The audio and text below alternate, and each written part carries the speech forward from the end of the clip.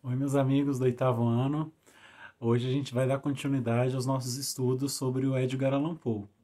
E a gente vai trabalhar um conto hoje, um conto muito legal, mas que ele se distancia um pouco daquela ideia tão tenebrosa e tão aterrorizante que era os Os. Ele tem uma história trágica, sim, mas ele vai se afastar um pouco de algumas coisas muito mórbidas, né? Algumas características de outros contos que mesmo sejam ultra violentos ou que demonstrem alguns comportamentos muito cruéis, assim, de maneira muito explícita, de alguns personagens, né, que são agentes no desenrolar das histórias. Mais uma vez, a gente vai perceber que, embora o autor tenha, ele teve toda essa magnitude, essa capacidade ímpar de ser criativo na leitura, na escrita das suas histórias, ele consegue também ligar em pontos alguns comportamentos que ele aborda. Por exemplo, em contos anteriores, a gente viu que o Edgar Allan Poe ele usa muito de condições físicas para poder expressar o que a gente sente a ver certas atitudes. Então, por exemplo, tinha pessoas que era cometido por alguma doença e elas toda a manifestação da forma como ele descreve, às vezes de sintoma, de comportamentos, tudo isso nos deixava apreensivo. Então ele conseguia, através da descrição de condições físicas ou mesmo psiquiátricas, nos fazer sentir incomodados, né? Não era algo agradável.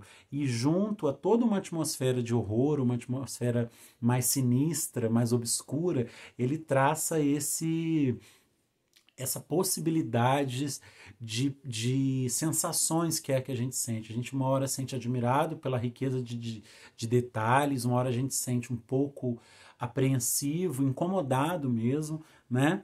E aqui no conto de hoje, o conto de hoje se chama Retrato Oval. No conto Retrato Oval, a gente vai ver uma semelhança com o último, uma semelhança em termos de comportamento. Qual é o agente causador da tragédia ou da situação de horror, como eu falei, menos assustador aqui, mas que a gente viu no Coração Delator. No Coração Delator, vocês se recordam que a gente tinha um personagem que tinha uma obsessão, uma loucura que ele criou, ou seja, tinha a questão da saúde dele mental debilitada, que ele criou através daquele olhar do seu patrão, do olho, que ele havia feito uma cirurgia de catarata, e ele estava com todo aquela. Ele criou mil ideias na cabeça dele e ficou obcecado por dias com aquilo, planejando até cometer o assassinato, que culmina com um ponto muito forte, que é diferente desse conto, que tem esse do Coração Delator tinha uma violência explícita, mas o comportamento do nosso personagem, ele era de uma obsessão. Retrato Oval vai contar a história de um cavalheiro, né, um homem que passa um senhorio, e passando uma noite meio difícil com o seu empregado, ele procurou um local para se abrigar durante a noite. E eles encontram um castelo já abandonado. Ele pede que o seu empregado, que o seu servo abra o castelo para eles poderem entrar. Ele força a entrada e eles entram. Então, nesse primeiro momento, que sempre muito importante, como eu falo, a gente precisa aprender também a pensar em todos os aspectos do conto. A unidade temática, ela é importantíssima. Numa resenha, ela é fundamental. Mas todos os fatores que vão compor uma análise de um conto envolvem, por exemplo, a gente analisar o espaço físico que o local em que acontece a história. Então a gente tem uma descrição no Edgar Allan Poe, eu acho isso muito bacana, porque a gente consegue realmente visualizar o local que acontece as histórias.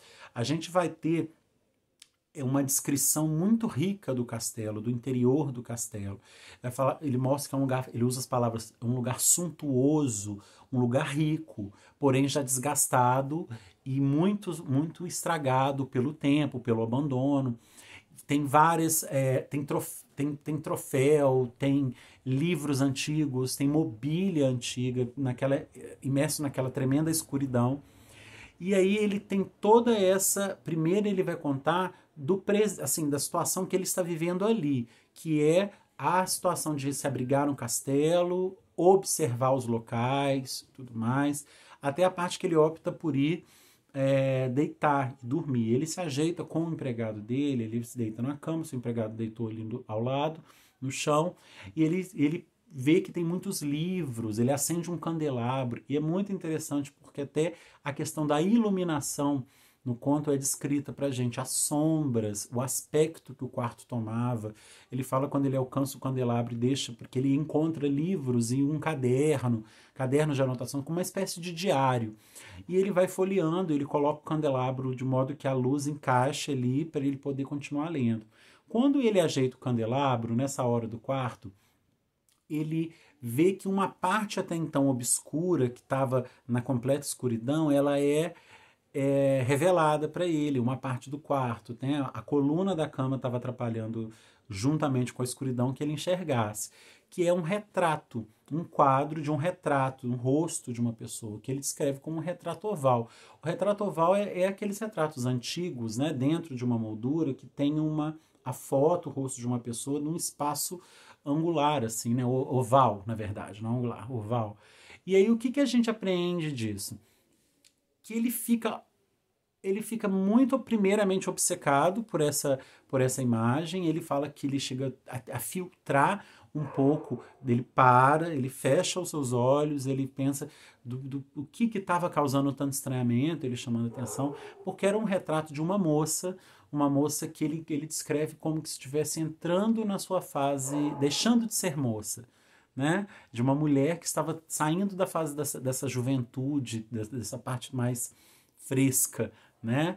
E é descrito como um quadro com riqueza de detalhes, é um quadro muito, muito bem feito, uma obra-prima mesmo. E ele ficou obcecado por aquilo durante ali um bom tempo, até que ele resolve parar, ele tira a luz dali do contato que iluminasse o quadro, para ele desligar um pouco daquilo e retoma a leitura do caderno que ele havia encontrado. Nesse caderno, ele consegue encontrar a história descrita por trás daquele retrato.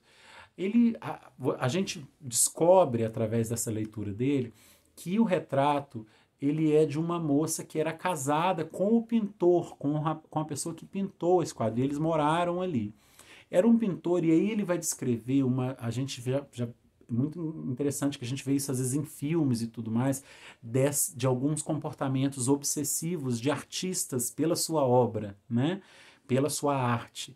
O pintor, ele tinha uma paixão desenfreada por todas as suas obras, pelas suas pinturas, pela arte, até um dado momento que ele decide ele propõe para sua esposa, que é a moça que dá que está estampada no retrato oval, fazer uma pintura dela. E ali ela se sentia enciumada, deixada de lado pelas questões artísticas dele, pelo lado poético dele, né? Mas ela aceitou por ela amar muito esse homem. E aí o que acontece? Ele leva ela para a torre, para o último andar da torre. Eles ficam enclausurados e ali ele fica dias a fio pintando ela, assim, né? É descrito que foi uma coisa que para ele obsessiva, tentando captar todos os detalhes, e para ela muito desgastante.